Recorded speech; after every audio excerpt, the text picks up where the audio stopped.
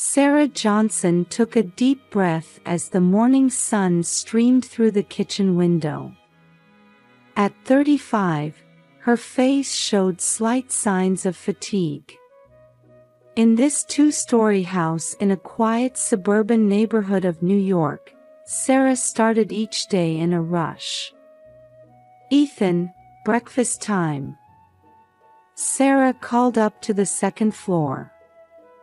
The sound of little feet scampering down the stairs was heard, and 3-year-old Ethan appeared.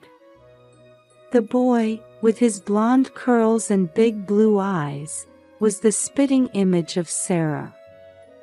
"Good morning, Mama," Ethan said cheerfully. Sarah picked up her son and kissed him on the cheek. "Good morning, and happy birthday. You're 3 today." In that moment, Sarah felt happy. But her happiness didn't last long. "Sarah, what time is dinner tonight?" Her husband Michael entered the kitchen, adjusting his tie. At 37, he was a career man working at an investment bank. Sarah answered with a slightly tense expression. "Around 7, I think. But Margaret's coming, so we might be a bit late." Michael frowned. "Mom's coming. I didn't hear about this." Sarah sighed. "We talked about it yesterday. It's Ethan's birthday." Michael started to say something but ended up taking a sip of coffee instead. Sarah's relationship with her mother-in-law Margaret had always been a source of stress. In her mid-60s, Margaret was a typical Southern woman with old-fashioned values who didn't approve of Sarah's career ambitions. Sarah worked as an account executive at an advertising agency and struggled to balance work and family life. Margaret viewed Sarah critically as a modern woman who neglects her home. "Mama, is Grandma coming?"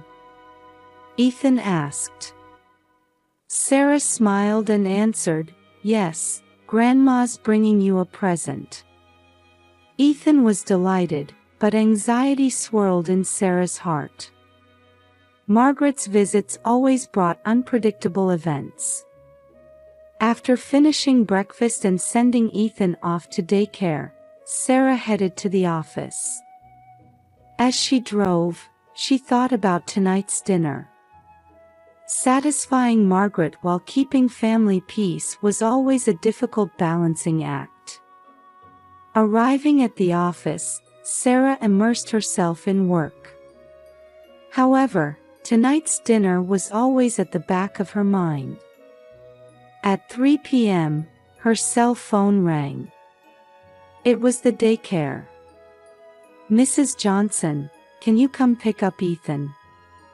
It's his birthday today, right?" Sarah hurriedly looked at the clock. She had almost forgotten pickup time, absorbed in her work. "Yes, I'll be right there," she answered, rushing out of the office. After picking up Ethan and finishing some shopping, they returned home just after 5 p.m. As she prepared dinner, Sarah prayed that tonight would go well. At 6:30 p.m., the doorbell rang. Sarah took a deep breath and headed to the front door. Opening it, there stood Margaret. In her mid-60s, she wore a neat two-piece outfit with her permed hair neatly styled. "Good evening, Margaret," Sarah greeted with a smile. "Good evening, Sarah," Margaret answered with a slightly stiff expression. "Sorry I'm late. The traffic was terrible."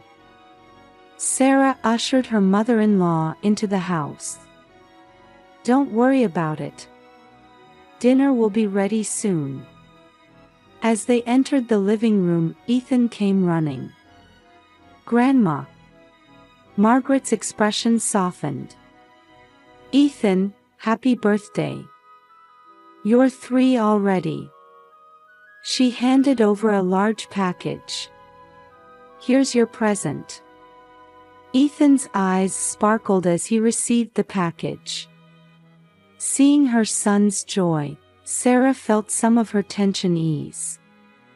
Can I open it? Ethan asked. Sarah hesitated a bit, but when Margaret said, of course, she gave permission. Ethan quickly tore off the wrapping and took out the contents. It was an intricately made wooden train set. Wow! Amazing! Ethan shouted with glee. Sarah was impressed too. What a lovely present, Margaret. Thank you. Margaret looked a bit proud. Old-fashioned toys are the best. None of that electronic gadgetry nowadays. Sarah was about to say something when Michael returned from work, so she held her tongue. I'm home, Michael called from the entrance. Welcome back, dear, Sarah answered. As Michael entered the living room, Margaret stood up and embraced her son. Michael, good to see you home. The whole family gathered in the living room, looking at Ethan's new toy. Sarah returned to the kitchen to finish the last of the cooking. Suddenly, an unusual sound was heard from the living room. Then, Michael's panicked voice rang out. Sarah! Come quick! Sarah rushed back to the living room. The scene she saw there froze her in place. Ethan had collapsed on the floor. His face was blue, and he was coughing violently. Ethan! Sarah cried out, rushing to her son's side. Michael said in a panic, "What happened? What's going on?" Margaret stood stunned, with a bewildered expression. I don't know. He was just playing with the toy. Sarah tried to lift Ethan, but her son's body was rigid. An ambulance! Call an ambulance, she shouted. Michael quickly jumped to the phone. Hello, it's an emergency. Our 3-year-old son. Sarah desperately spoke to Ethan. Ethan, hang in there. Mama's here. It's going to be okay. But Ethan's consciousness was fading. His breathing became shallow and irregular. Margaret said in a trembling voice, "Is it my fault? Did I do something?" Sarah had no energy to answer. All her focus was on her son. A few minutes later, the sound of sirens was heard. As the paramedics rushed into the house, they quickly began to assess Ethan's condition. There's a possibility of anaphylactic shock, one paramedic said. We need to transport him to the hospital immediately. Sarah, though dazed, gripped Ethan's hand tightly. I'm coming with you. Michael said, I'll follow in the car, and told Margaret, Mom, come with me. Before getting into the ambulance, Sarah's eyes met Margaret's for a moment. Her mother-in-law's eyes were filled with fear and guilt.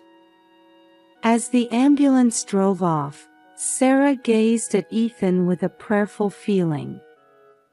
Why did this happen? Why so suddenly? Her head was full of questions and anxiety. On the way to the hospital, Sarah tried desperately to maintain her composure. However, a violent storm of emotions was swirling inside her. Why had today, which was supposed to be a birthday celebration, turned into such a nightmare? As the ambulance sirens blared, Sarah clutched Ethan's tiny hand. She watched intently as the paramedics administered emergency treatment to her son. "We're almost at the hospital," one of the paramedics said. Sarah could only nod. Upon arrival at the hospital, Ethan was immediately rushed to the emergency room. Sarah tried to follow but was stopped by a nurse. "Please wait here. The doctor will examine him." Sarah walked to the waiting room on shaky legs. There, she encountered an unexpected person. Sarah. Turning around, she saw Dr. David Thompson, her childhood friend, standing there. "David!" Sarah exclaimed, her voice a mix of surprise and relief. "What happened?" David asked with concern. Sarah explained the situation, tears welling up in her eyes. David listened intently with a serious expression and said, "I understand. I'll go check on him right away," before heading to the emergency room. Time seemed to pass excruciatingly slowly for Sarah. Eventually, Michael and Margaret arrived at the hospital. "How is he? How's Ethan?" Michael asked, out of breath. Sarah shook her head. "Still nothing." Just then, David came out of the treatment room. "Sarah, I need to talk to you." The three listened to David with tense expressions. "Ethan is stable now. However, we're not clear on the cause of his symptoms. It's likely an allergic reaction, but we can't identify the specific allergen." "Allergies?" Michael exclaimed in surprise. "I've never heard of Ethan having any allergies." Sarah also looked confused. "I didn't know either." David continued, "We need to run more detailed tests. He'll need to stay in the hospital tonight for observation." Sarah couldn't hide her distress. "Can we see him?" "Ethan?" "Of course," David answered gently. "But please keep it brief." Entering the hospital room, they found Ethan sleeping in a small bed. Seeing him connected to IVs and various machines, Sarah felt her chest tighten. "Mama's here, Ethan." Sarah gently stroked her son's hand. Michael also stood by his son's side, watching him silently. Margaret stood in the corner of the room, wearing an apologetic expression. David entered the room again. "We'll run allergy tests first thing in the morning. Until then, he needs to rest." Sarah nodded. "Thank you, David." As the night wore on, Sarah refused to leave her son's bedside. Michael and Margaret took turns going for breaks. Late at night, David came to check on them again. "Sarah, you should get some rest." Sarah looked up at David with tired eyes. "But Ethan." "It's okay, the nurses are watching him constantly," David said gently. "You need to recover your strength too." Sarah reluctantly agreed and lay down on the sofa provided in the room. However, she found it hard to fall asleep. Listening to her son's breathing, she reflected on the day's events. Why had this happened? And what would happen from now on? Anxiety and fatigue enveloped her. As the morning sun began to shine through the hospital room window, Sarah woke up. For a moment, She was disoriented by the unfamiliar surroundings, but quickly remembered yesterday's events. Ethan was still sleeping. Sarah gently touched her son's forehead to check his temperature. At that moment, Michael entered the room. His expression was a mix of exhaustion and anger. "Sarah, we need to talk," Michael said in a low voice. They stepped out into the hallway. Michael took a deep breath before speaking. "Why didn't we notice Ethan's allergy?" Sarah looked at her husband in surprise. "I didn't know either. There were no signs before this." "Didn't you check Mom's gift?" Michael's voice was full of accusation. "But it was just a toy," Sarah tried to explain. "How could there be allergens in something like that? It's about our child." "We should have been more careful," Michael said firmly. Sarah was at a loss for words. Indeed, perhaps they should have been more cautious. A feeling of guilt gripped her heart. At that moment, Margaret approached. Her eyes were red and swollen as if she had been crying all night. "It's my responsibility," Margaret said in a trembling voice. "I bought that toy." Sarah looked at her mother-in-law. Margaret's guilt was evident, but at the same time, anger was growing inside Sarah. "But Margaret," Sarah said quietly, "you know Ethan well. Shouldn't you have checked if there was anything dangerous?" Margaret's face contorted. "You're the mother.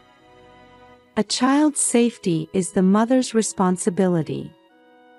A heavy silence fell between the three.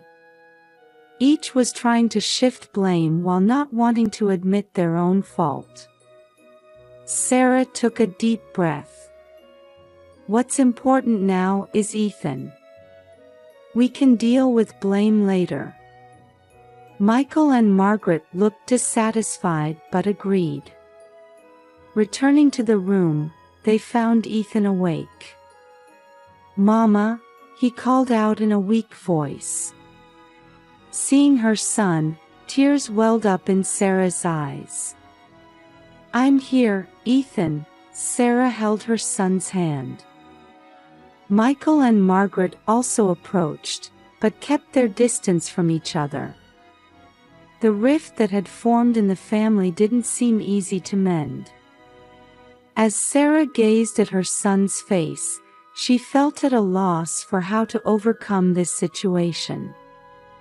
The afternoon after Dr. David gave permission for Ethan to be discharged, as his condition had stabilized, the family left the hospital.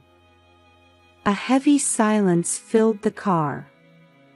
In the back seat of the car driven by Michael, Sarah held Ethan close. Margaret sat in the front passenger seat, silently staring out the window. "When we get home, let's make sure he gets plenty of rest," Sarah said quietly. Michael just nodded. His expression still showed a mix of anger and anxiety. As they arrived home and Sarah carried Ethan towards the front door, she stopped in her tracks as soon as she opened it. A strange man was standing in the living room. "Hello, Johnson family," the man said, showing his ID. "I'm Detective Brown. I'd like to ask you a few questions." Sarah was too shocked to speak. Michael stepped forward and asked, "What's this about?" Detective Brown carefully chose his words as he began to explain. "We received a report from the hospital. We need to investigate the cause of your child's injury." Sarah felt the blood drain from her face. "You don't mean, you suspect abuse?" The detective continued without changing his expression. We need to confirm the situation, including that possibility. Michael, barely containing his anger, said, "That's ridiculous. We cherish our child." Sarah, though shaken, sat on the sofa still holding Ethan. Margaret stood silently in a corner of the room. Detective Brown began asking questions politely but in detail. About Ethan's daily life, family relationships, and the events of the incident day.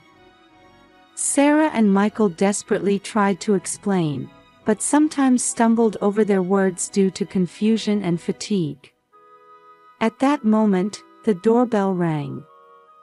"I'll get it," Margaret said softly, heading towards the door. Surprisingly, it was Dr. David standing there. "Hello," David said as he entered the room. "I came to check how things were going." Detective Brown frowned. "And you are?" David introduced himself and explained that he was Ethan's attending physician. He seemed to understand the situation when he noticed the detective's presence. "Detective," David said with a serious expression. Ethan's symptoms were clearly due to an allergic reaction. There are absolutely no signs of abuse. Detective Brown listened to David with interest. David explained in detail about Ethan's symptoms and their cause from a medical perspective. And, David continued, the test results show that Ethan has a rare wood allergy. It was probably triggered by the wooden toy he received as a birthday present. Sarah and Michael looked surprised. Margaret covered her mouth with her hand, unable to hide her shock. After thinking for a moment, Detective Brown slowly stood up. "I see. It seems the suspicion of abuse has been cleared. Thank you for your cooperation." After the detective left, a sense of relief filled the room. However, at the same time, new questions had arisen. A few days after the police incident, Sarah's family was once again gathered in Dr. David's office. This time, Margaret was also present. David began speaking with a serious expression. "Actually, there's something that concerns me about Margaret's recent behavior." Sarah and Michael exchanged anxious glances. Margaret sat uneasily in her chair. "There are signs of early-stage dementia," David said quietly. A heavy silence fell over the room. Margaret said tearfully, "Is that so? I've been so forgetful lately." Sarah took her mother-in-law's hand. "Margaret," David continued, "it's likely that forgetting about Ethan's allergy was also due to these symptoms." Michael let out a deep sigh. "So that's why the wooden toy." Margaret apologized through her tears. "I'm sorry. I'm so sorry. I never meant to put Ethan in danger." Sarah embraced her mother-in-law. "We understand. I'm sorry for blaming you." Michael also approached and placed a hand on his mother's shoulder. "I'm sorry we didn't notice, Mom." David, watching the family, said quietly, "It's fortunate that we caught this early. With proper treatment and support, we can slow the progression of symptoms." Sarah said with determination, "We'll support Margaret as a family." Michael nodded. "That's right. Mom, let's get through this together." Margaret repeated words of gratitude while wiping away her tears. That night, the family had dinner together for the first time in a while. As they sat around the table, they discussed their future life. "Margaret, how about living with us?" Sarah suggested. Margaret answered with surprise, "But I'd be a burden." Michael said, "It's okay, Mom. We're family." Ethan chimed in with an energetic voice, "Grandma, let's live together." Tears welled up in Margaret's eyes. "Thank you, everyone." As Sarah looked around at her family, she thought about how this ordeal had made them a stronger, more understanding family. The road ahead wouldn't be easy. But Sarah was certain that with mutual care and understanding, they could overcome any difficulty. On a Saturday morning, 1 month after that tumultuous day, Sarah was making pancakes in the kitchen. From the living room, she could hear Ethan and Margaret laughing. "Grandma, which color should we use next?" Ethan's cheerful voice rang out. "Let's see, how about blue?" Margaret answered gently. Sarah smiled as she transferred pancakes from the griddle to a plate. Since Margaret had moved in, the house had been filled with a warm atmosphere. Michael, while making coffee, came close to Sarah. "Mom seems to be doing well lately." Sarah nodded. "Yes, it's thanks to everyone working together to care for her." To slow the progression of Margaret's dementia, the family had created a schedule, incorporating medication management and cognitive training into their daily routine. Ethan, too, while enjoying time with his grandmother, naturally played a supporting role. "Breakfast is ready," Sarah called out, and Ethan came running. "Yay, pancakes!" Ethan's eyes sparkled. Seeing her son growing healthily without allergy concerns filled Sarah's chest with relief. Gentle smiles adorned the faces of the family gathered around the dining table. Having overcome difficulties and deepened their understanding of each other, their bond was now stronger than ever.